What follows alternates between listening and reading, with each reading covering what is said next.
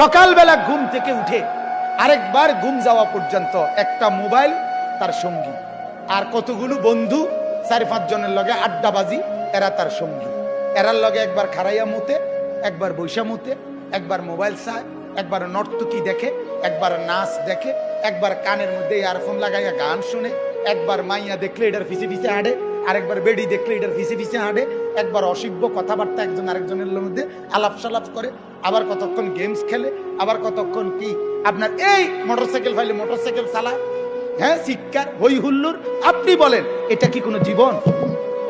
বেটা তুই বল, বেটা বাপ তুমি বলো না, তোমার বিবেক তোমাকে কি বলে? এটা কি একটা মানুষের জীবন হইতে পারে? বিনোদন বুঝি মানুষের 24 ঘন্টার, মানুষের জীবনের 24 ঘন্টা বুঝি ফুর্তিতে কাটে? হ্যাঁ, বিনোদন বুঝি একটা মানুষের সারাক্ষণের কাম?